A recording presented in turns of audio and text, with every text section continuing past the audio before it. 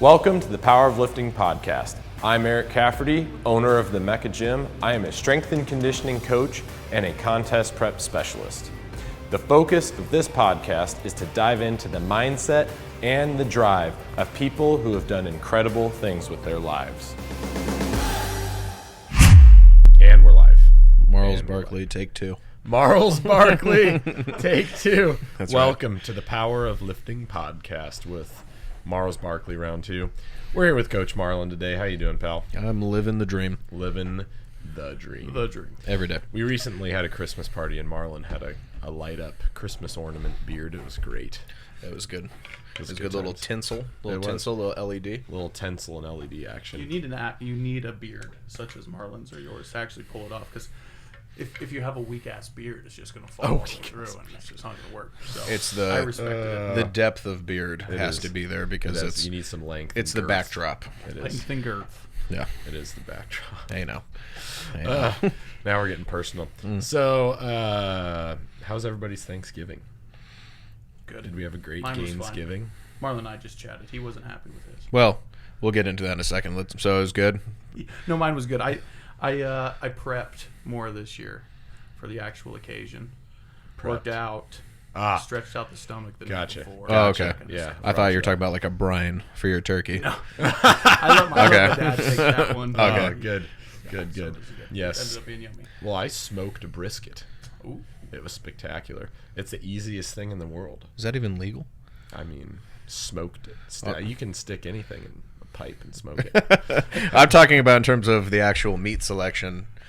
What's up with all these people going non-tradish lately? Non-tradish. Non-tradish. Well, yeah, my it's wife's turkey. not a huge fan of Thanksgiving food, and like I'm not totally like I love all food, and I'm not like sold on like green bean casserole. That's a no. Sweet potato casserole. That's a no. I'd rather just have like sweet potatoes like I would make them dieting, to be honest. Like I don't like the marshmallow and all the sugary crap. little in there. cinnamon. Cinnamon's all I you need. love a little cinnamon, maybe a little Truvia, honey if you're getting dangerous. I actually If love you're getting loose with the macros. and if you really have the fat macros, what's great on sweet potatoes is peanut butter. Love it.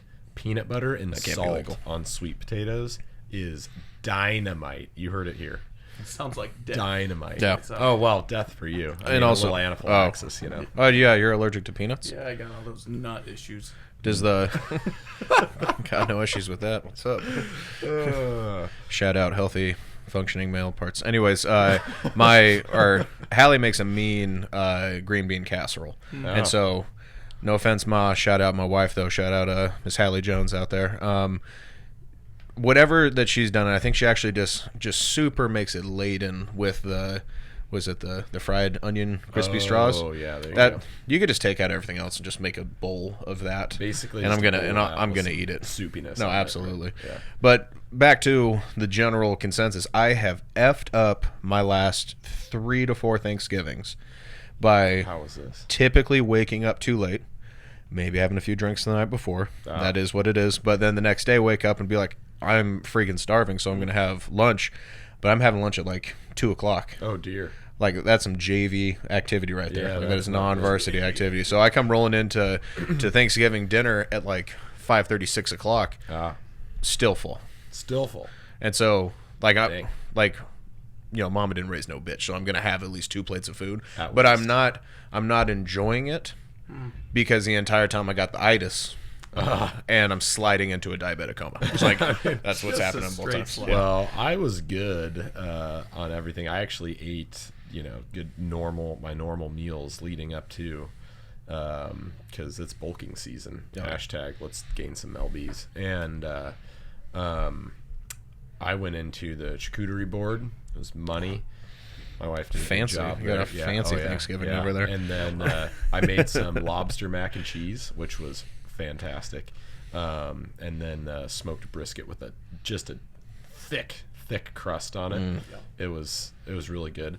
Everything was all good and fine until Ava's carrot cake came out, and then Another staple there in the Catholic diabetic household. coma Oh, okay. ensued. I was gonna say, dude, was that where you had the hot snakes at that point? No. No. The Hershey squirts, if you will. No, I did not. Thank the Lord. No, I just had a way for this. Yeah, things to be thankful for. A non-blown out O-ring. Yeah. Wouldn't know what that's like. Yeah. Hell yeah. And you know what's funny is I learned on Thanksgiving that my grandma occasionally listens to this podcast, and I'm like, oh dear, I better watch what I say. Good Lord. Oh man. Oh, I'm going to hell. Which is like, I'm out. So yet another reminder is you never know who's listening. I was gonna say the edits, you can just bleep me. Yeah. On all the bleep and bleeps that you need to bleep. We need a bleeper button. Yeah. Bleeper with the little fuzzer thing over the mouth. Yes. So you can't even catch nothing. Yeah. Censored. There's nothing. Censored. Yeah. Censored. Leads in. Well, what do we got today, Hunter? Well, I was excited to get Marlon back on for a couple Always. reasons. For one, he's the man. He's the man. You can Indeed. talk to this guy about anything, and he'll make it a great conversation. Yeah. For two, I think you recently, not necessarily transitioned, but you're doing something a little bit different than what you've done in the past. Yeah, I transitioned, and it's been good. I mean, I hope he's going for you. You know, different strokes for different folks. And for three, 2021. just kind of talking about strength and gains as we have done in the past. Strength and if there's anything that's been updated since our last conversation, any Crispy.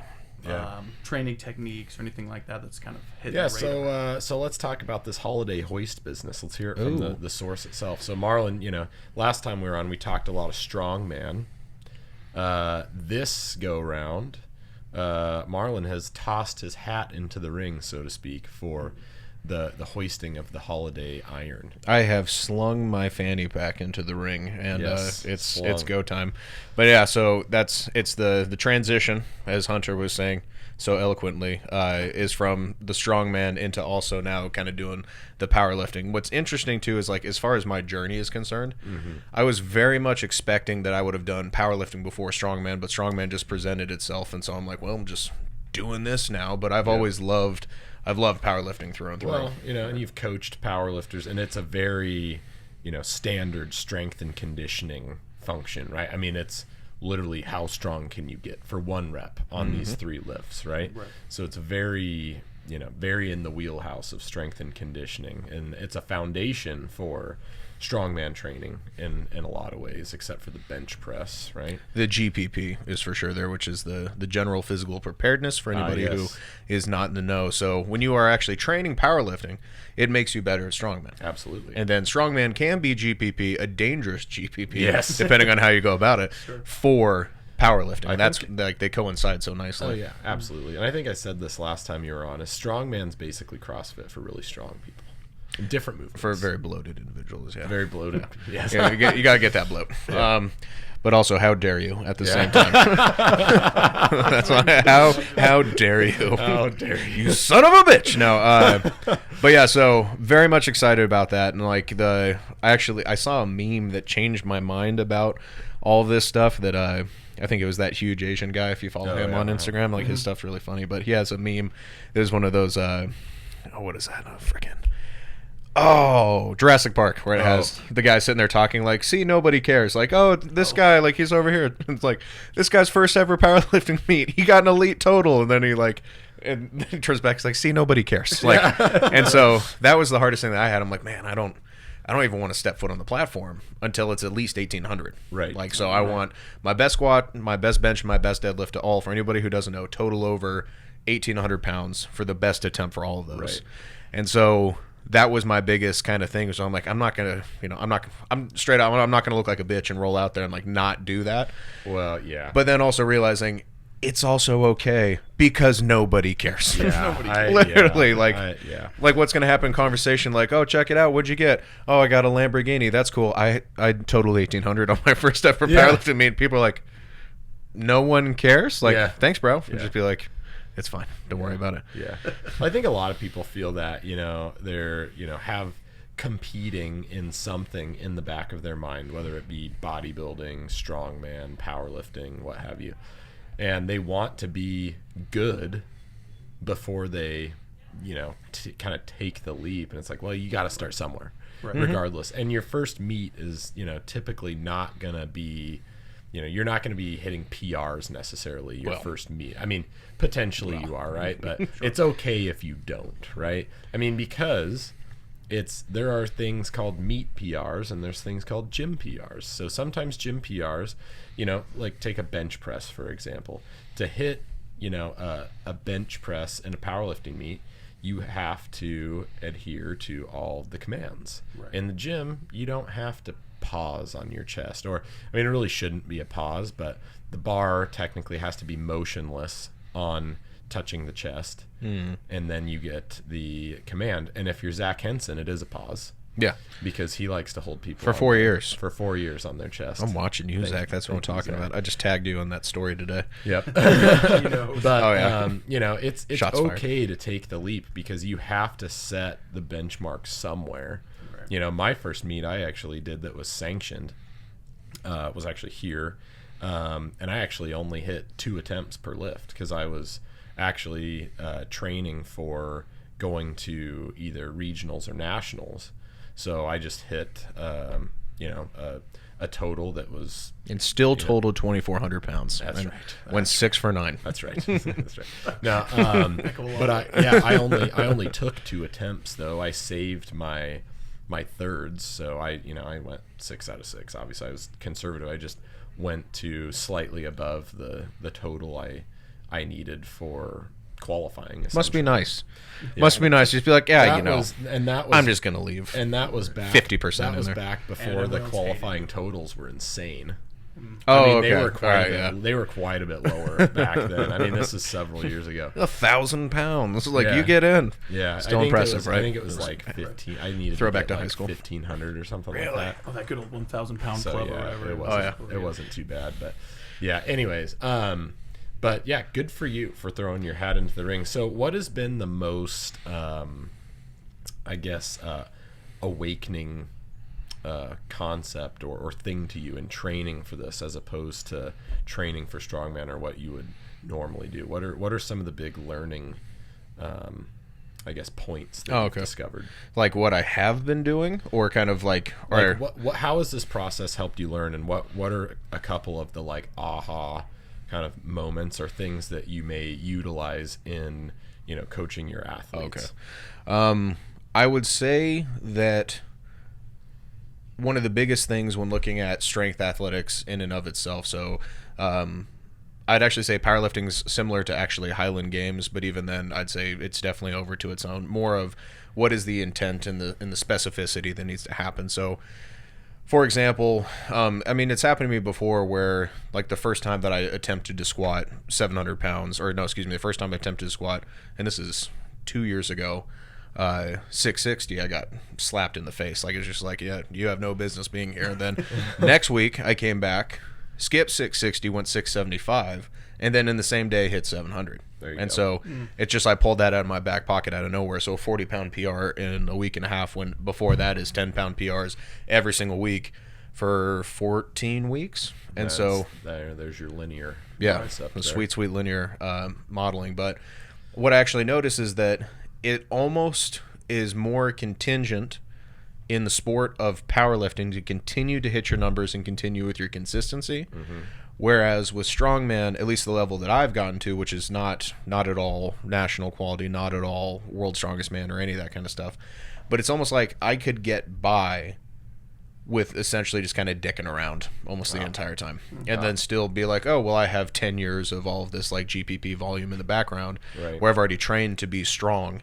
This is just another day of training. Right. But with powerlifting, for me, it's felt more serious. Like, if you want to have this specific result, because it's not just like, oh, there's like 9 dudes out here that you're competing against. It's like, no, it's literally just you. Yep. And if you F this up, you only have yourself to blame, kind of thing. And then you're like, oh, word, okay. Well, now you can, with strongman, it's almost like you got to compare the numbers that you hit to everybody else and just that competition, because there's differences in equipment, there's differences in length.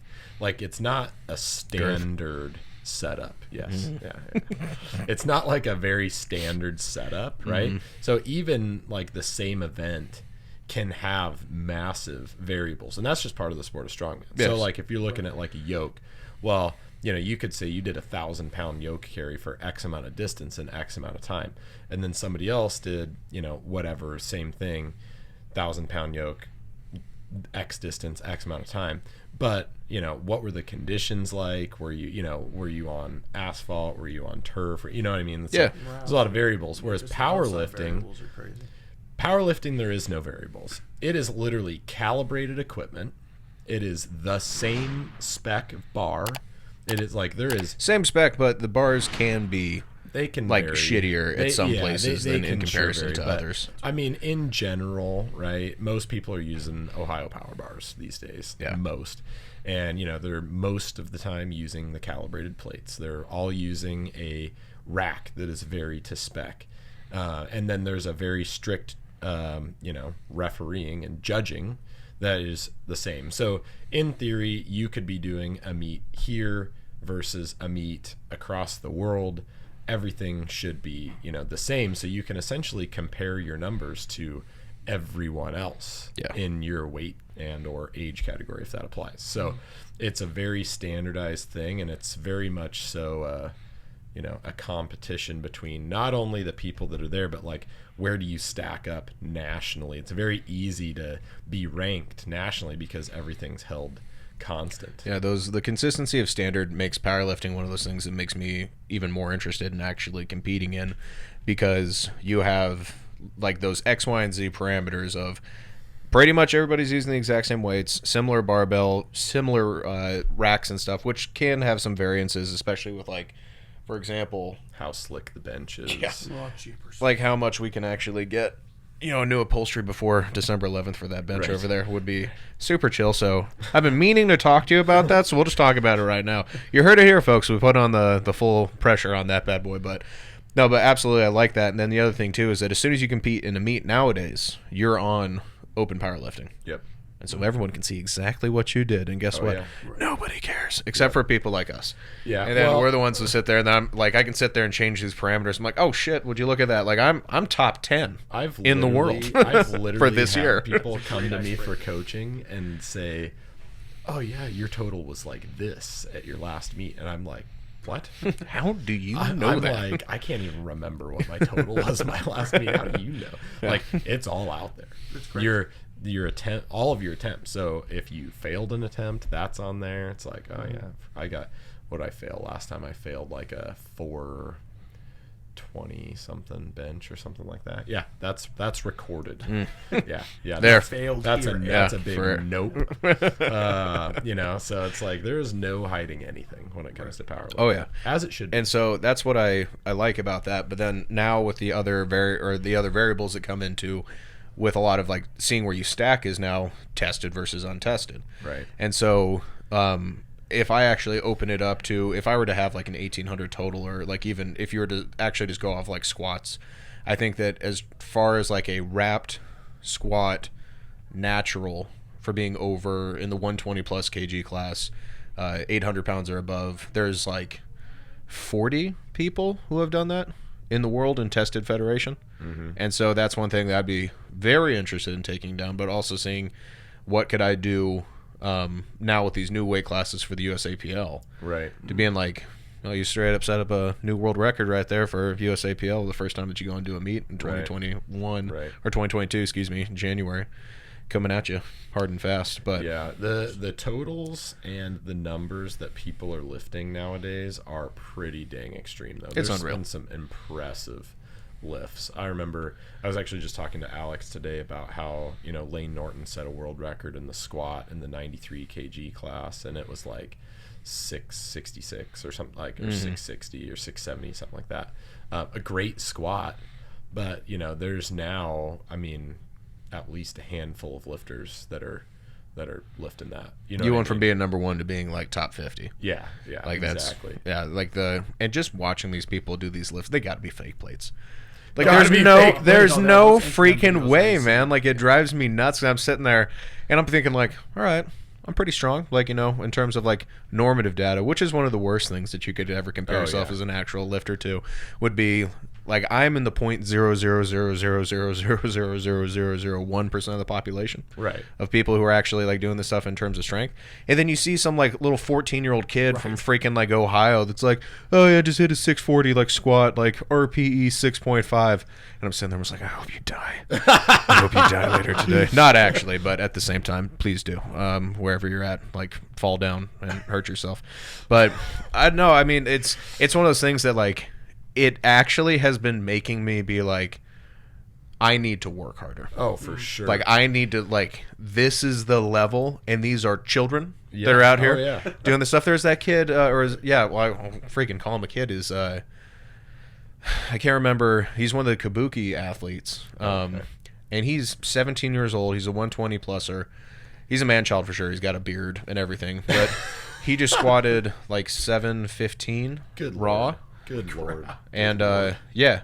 And, like, he's a big dude. But at the same time, like, 17 years old. Can you imagine just having access to something like that? Oh, man. At that age? Well, times are changing. You know, when I first started getting into powerlifting, there was, like, you know, Instagram was hardly a thing. Oh, yeah. You know what I mean? So, anyway, there's a different landscape going on. Oh, for sure. But that makes me very much excited for what's going to be coming, too, because now the classes get to be more specific, which, again, very thankful for, because I understand my own limitations as a human being, which is I'm not willing to do a lot of stuff that a lot of people are willing to do to get to be as strong and as big as they can. Like, for example, Ray Williams. Oh, man. So I was just looking at, like, you know, the best 120 plusers of all time, and he's number one. Or actually, no, Dan Bell, I think, is actually number one. Daniel Bell. Oh, really? D. Bell. That guy.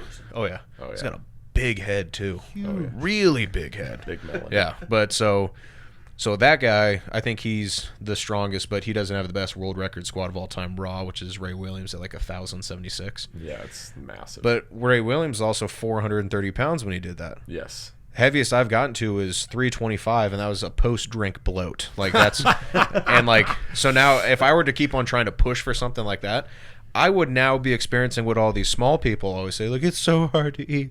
It's so hard to eat. Like, that would actually be me fighting to get up to something like that. And here's at the same time, I don't want to do that. Like, that's awful. And so I can for sure still get stronger whilst getting leaner. But now this opens up the door to where now I can be like all the other Wilkes boys that are out there, the DOTS boys, which so USAPL is changing over the DOTS system for determining, you know, best lifter and, you know, total comparisons between weight classes.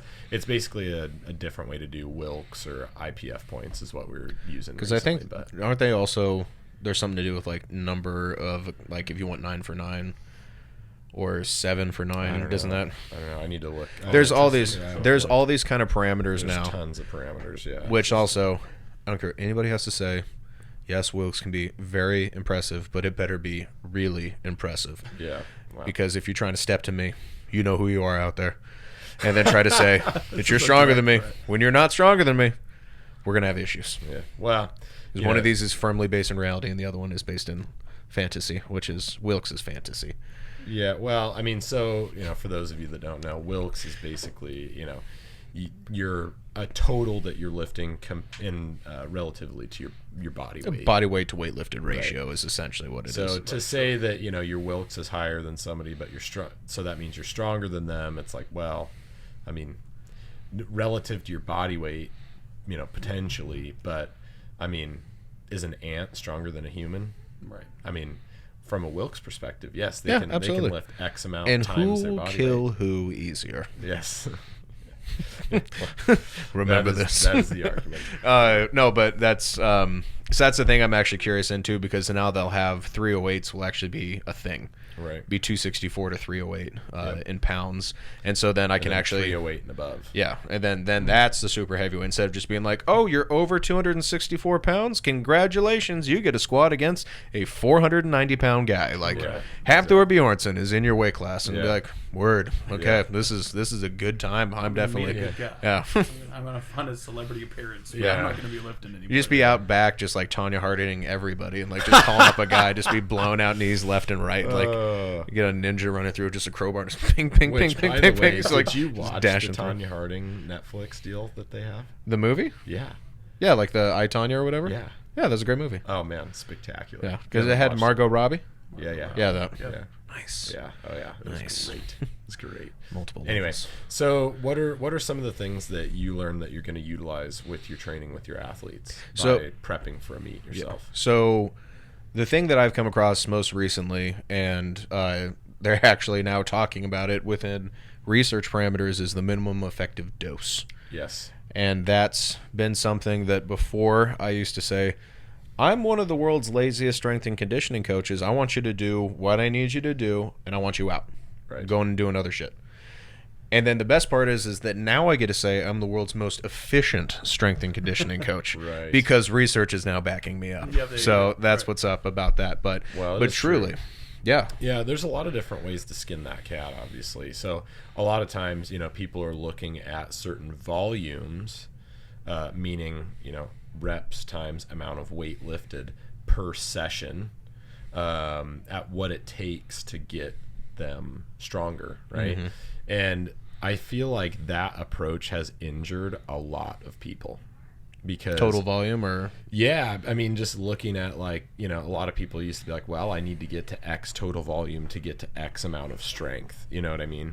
So they'll push their volume, and that's why you see guys they're doing 7 sets of 2 or something like that, just to accumulate the volume with heavy loads and things like that, which volume is one of the main determinants for being able to make strength and hypertrophy progress, right? I would say hypertrophy. That's kind of my point. Yeah, is I think that that's I would just based on my experience, that's much more pertinent to from a hypertrophy standpoint rather than a strength. But the thing that you'll keep circling back around to, especially if you're talking about research perspective, is training intensity. You know what I mean? Which we've talked about a lot. But yeah, I mean, get in, get out. What's the minimum you need to do in order to get stronger, to not put the extra wear and tear on the joints and the muscles and things like that, because you start doing too much, and that's a fast track to injury. There's a lot of guys that have hurt backs and hips and things like that. You just get that it's overtraining is really what it is. So how do you get the recipe is, how do you get stronger and stronger and stronger without crossing that threshold? There's the overreaching and then going into overtraining. Well, trying to accumulate that extent of volume, sometimes when people are chasing volume, I feel is detrimental. And so I think the thing that I've been looking the most towards with actually giving to both my clients and then also what I've been using is that for me, I have taken it to an extreme level, which is I do the compound and then I'm done. That's it. I don't even do pretty much anything else. And this doesn't apply to any of my athletes out there. This is something that I've come across from 15 years of doing this now at this point, that I kind of poured into it. But in terms of warming up, do I need to lay on a foam roller for 45 minutes before I actually do my squat? No. I mean, I don't think anybody should be doing that, quite frankly. But I mean, but in terms of a lot of the warm-ups and stuff of band activations or a lot of this kind of stuff. And again, this is for me. I'll say this again, I'll put that caveat back out there. This is something I've been experimenting with for myself, which I do not know its application to others. But the thing that I've come to find is that I feel great when I'm done with a session, because I'll have, we'll do on Mondays our light day, which has been hit or miss if we actually do it, like today, for example, because I had other stuff I had to do. And then Fridays are the heavy days. You never miss the heavy. And so when rolling into the heavy, I mean, the last one I hit was I did my opener last Friday, which is going to be 635. And then the week before that was 675. And we worked up to the heavy top single, and then that was it. Straight up the weights, all that kind of stuff. The rest of that day felt fine. Next day, feel fine. No DOMs. No anything else, and I'm just ready to kick ass. Now, going into the light session after one of those days, there's for sure fatigue, and that's why that day is so important to me, is that's actually where it drops off, so I'm not continually carrying that with, but you have to have something to basically knock that down. But essentially, that's what I'm trying to do, is do a combination of overreaching with my clients now, and then do dialing back. So basically, it kind of almost looks like we're pushing up on a scale, 5, 10, 15, 20 pounds, whatever it's going to be for our jumps, until they get to a spot where that's not happening anymore. You drop them back down to approximately 80% or so, and then start to build again. And then it's just a series of these kind of sweeping motions. And it's been yielding lifetime PRs for 9 of my clients now, where they're just doing that at all times and just constantly undulating the kind of like the intensities to where if we're really pushing for our squat, I want the deadlift to kind of follow, or if they're a really proficient deadlifter, then it's still not going to be hopefully pushing, so they're not peaking both those things at the exact same time. But yeah, that's just kind of been what the style is. I've been playing around with that. But then interesting is I actually today am writing a conjugate program for the first time and actually following the true conjugate method to see that, because all the stuff that I was reading last night, and I read for probably like 5 or 6 hours just going through articles off like Elite FTS and stuff of just what the hell, like what is this? Can someone please describe it to me? And I found out what it is. Nice. And I can describe it. The code. Right here. Let's do Crack the it. code. Okay. And I got an easy way to describe it. Let's do this. You have typically 2 different training style days, a max effort day and a dynamic effort day, both uppers and lowers for those. So for a max effort day, you're going to be hitting somewhere in the ballpark of like a 5 to 3 or a grand total volume of repetitions of 15 reps with percentages upwards of 90% or more.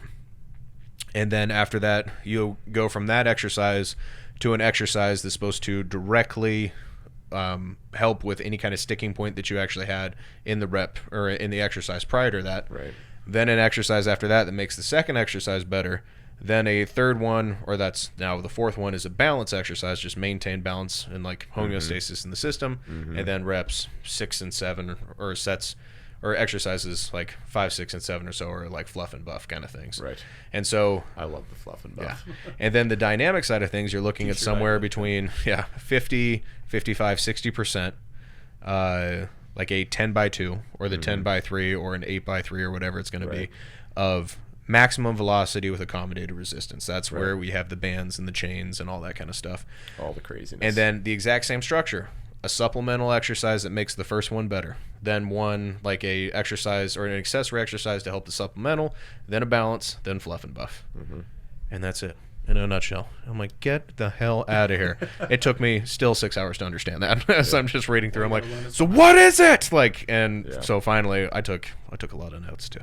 That's good stuff. But anyways, I'm excited about that because I think when I'm actually done with the meat, I'm going to switch up my style to actually trying that out while peppering in some of the other things I've learned from Perry, hashtag shout out Perry, and then also with some of the stuff that Alex is talking about. Just kind of like at this point right now, I'm just opening it totally up to see and try and experiment with a bunch of different stuff. Running the case studies on yourself. Very, very good. Yeah. Find the perfect style, but very interesting.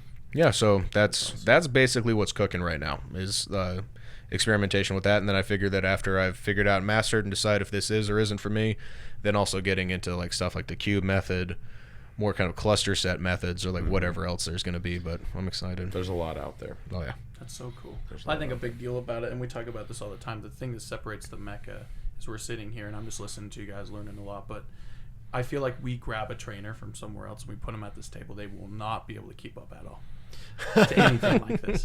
So it's like, yeah, this is another thing that sets us apart. So I just thought that was sick. And you guys already being at the level, because to you guys, you're at your own levels and you're figuring out how to get better, which is cool. But like from somebody in my standpoint, it's like you guys are already at the peak of knowledge.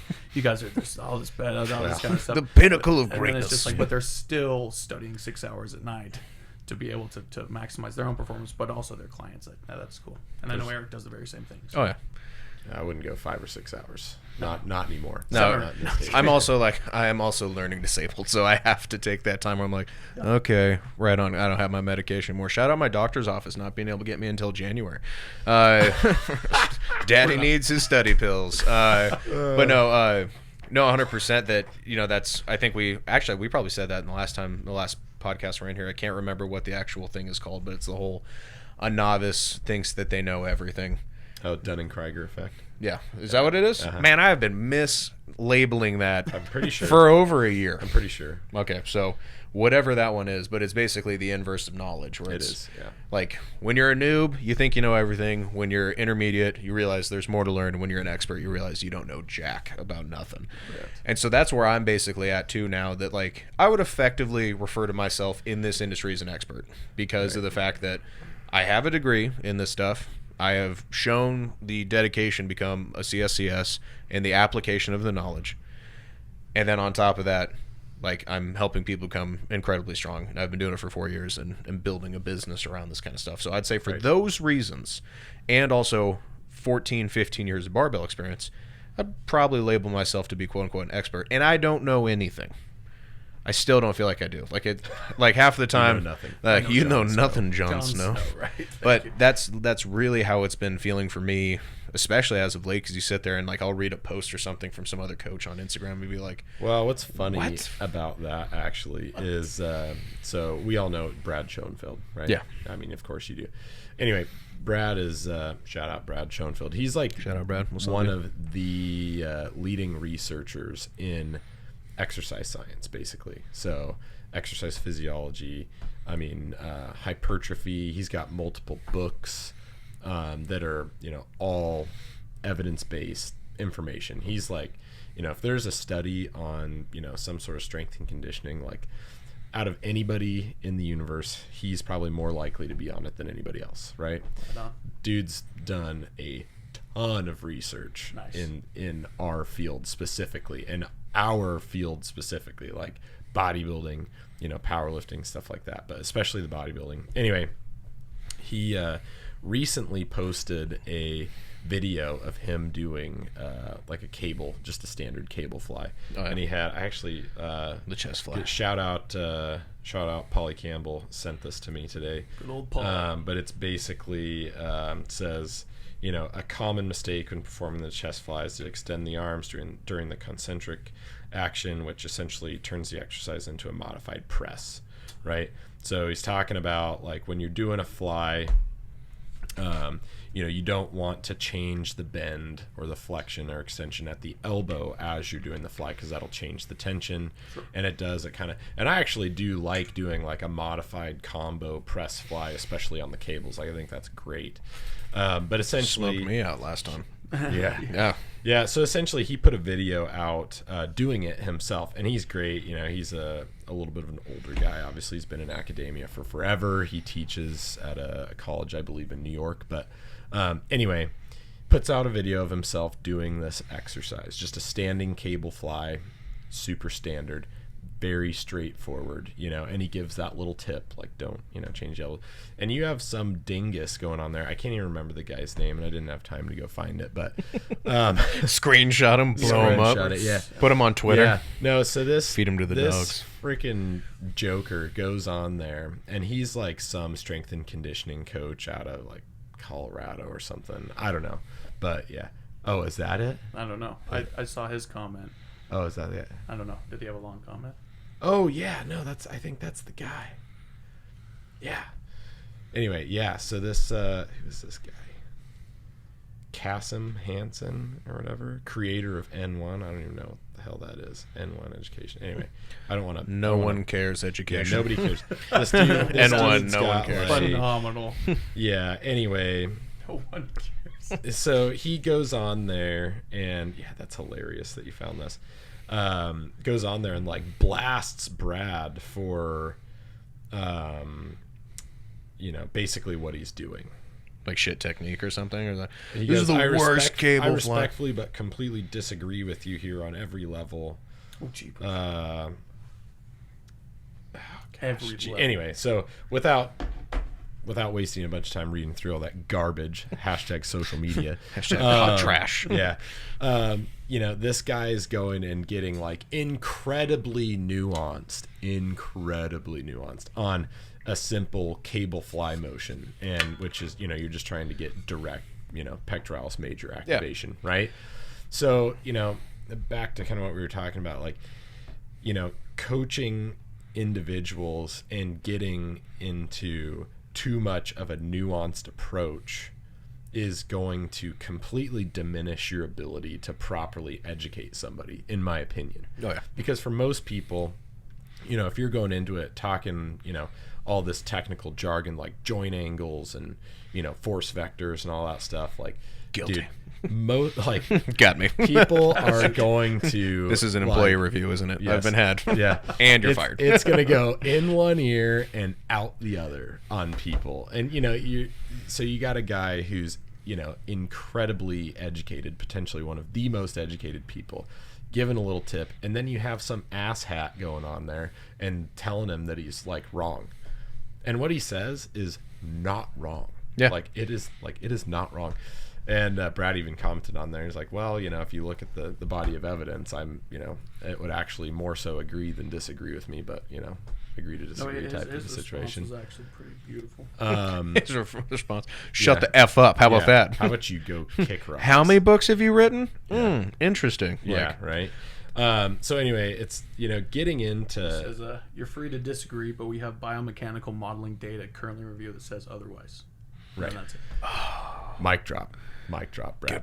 So anyway, it's just funny, you know, you got people like that try and go, you know, that next level of nuance, and it's like, dude, just like there's good easy tips out there. There's like lifting weights can be, you know, incredibly simple, but that's the beauty of it. It's perfecting those simple movements, right? And your own self-correct. Well, yeah, I mean, because like one of the other things is that like one of the other things I've been having my clients actually do is that you guys need to be coaching each other as well as me sitting here coaching you guys, because if you guys can't help each other and if you can't actually poke holes in each other's technique or whatever, then how do I know that you're actually understanding what I'm telling you that you need to actually focus on? What is that saying? Like, teaching is the best way to learn, or something like that? Yeah, no, absolutely. Yeah. And so that's been one of the bigger things I've been going into, because otherwise there's two types of people I find that are out there within coaching. People who are trying to be smart or trying to sound smart, and then people who are actually like... Who actually are smart. Well, people who are actually smart, but they're also just playing to the level where it's, I'm going to go with a non-traditional cueing sense to be able to actually kind of try to get this point across to you. And then doing stuff like that where I was just listening to Dave Tate, where there must have been a couple of podcasts ago where he was talking about like arching your back in the squat. I'm like, why on earth would you ever tell someone to do that? Like, that's the worst cue ever, because arching your back is going to lead to what? Lumbar extension when you get down to the bottom, right? And then we're going to have those stripper squats, and then it's just game over right there. Well, you're just setting yourself up in a position that you cannot stay in. Yeah. And so what does that mean? You're going to get posterior pelvic tilt to the bottom. Yes. And so because of that, I was just like, that is the dumbest thing I've ever heard in my life, until I realized, oh, he's literally only talking about getting your back tight under the bar when you're about to stand up with it. And then I'm like, okay, why not try giving that out? So it's, you arch your back as a means of a total spinal contraction of the upper back of the thoracic spine. Everything is just being wedged up under that bar, pulling the head back in line. Now when you actually go to stand up, it actually pulls you into neutral spine. Oh, yeah. But everything is now so freaking tight of the upper back.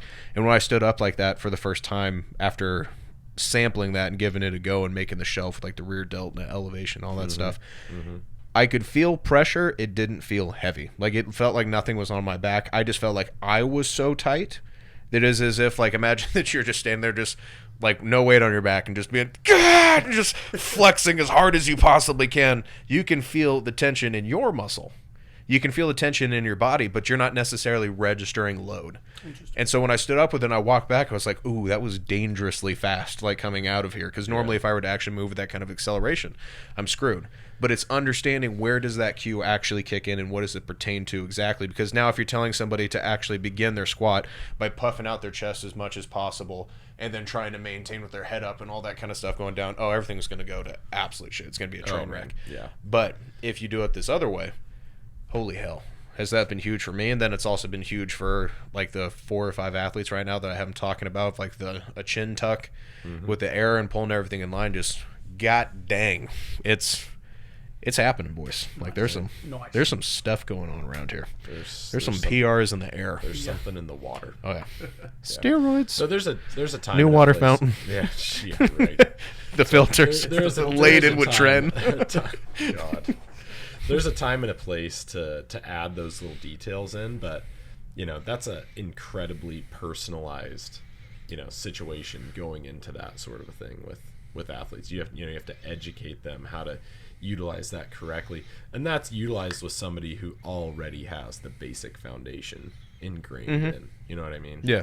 So there's a time and a place. Well, because there's so many also subtle nuances of every single lift that's out there, like bench press. There are so many tiny little things that are happening in concert with one another that when I'm teaching somebody on day one, I'll be like, all right, you're going to try to keep your shoulder blades together, try to tuck them in your back pockets, let your elbows travel on 45 degrees.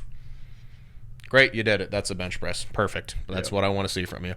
And then when time goes on, I'll be like, why are your lats not cramping? You're not even doing this right. Yeah. Have you not been paying attention over the last 6 months? And so things start to get a little bit more saucy. Heated. Yeah, if you will. But no, I subscribe to that as well. Is that there's an appropriate cue at the appropriate time. At the appropriate time. Absolutely. Yeah. Right. Hunter, advancement. What else you got for us? I don't know. Oh, jeez. I think we covered a pretty good job there. Oh, man. So we were rolling for about an hour. But, hell yeah, so be watching out December 11th. We're throwing that. When is this dropping? This one? Yeah. Tomorrow. Oh, we're actually... this is a fast turnaround. All right. Oh, yeah. So December 11th, be there, be square. None of that JV bullshit. Actually show up, team. Okay? Right. Both of you guys. Yeah. All right. I'll be here. That was sad. This last Saturday. Yeah, we got 84 people competing in the holiday hoist. Jeez, that's two full sessions. We're going to be going all day here, probably into the wee hours of the evening. Oh, yeah. The all-dayer. If you guys, depending on what you want to see, if you're like, and that's the other thing. So going back real fast, just circling back in, for anybody who was like me, where it's like, I don't want to go until I have an elite total. People are going to think that I'm not strong, like any of that kind of stuff. No. If you want to see some cool shit, show up, even come for the morning, and then you can see some of the lady lifters. So if there's any ladies out there, they're like, but I can't do it. And like all those ladies probably look like dudes and all that kind of stuff. Some of them do, yeah. But then other ones don't. And those are the ones that you want to be able to see. Because, it's experience, it's exposure. Because as soon as you start to see that, then it also normalizes, which is going to continue to make everybody better in society by being stronger. And that's what the goal is definitely for the facility.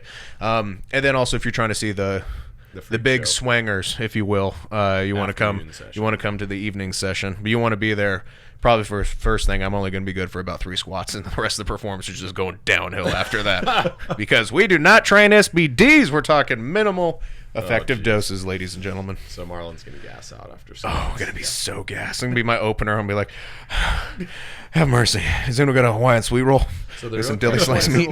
So the real question is, now you've done strongman. You're going to do powerlifting in a week and change. So next year's bodybuilding, right? Well, the plan actually is, and I guess this is where we can probably take it for a landing. After the December meet is done, you boys entering a vicious cut, and that's what's going to happen because, contrary to popular belief, it's not chill being 320 pounds. Yeah. It super sucks.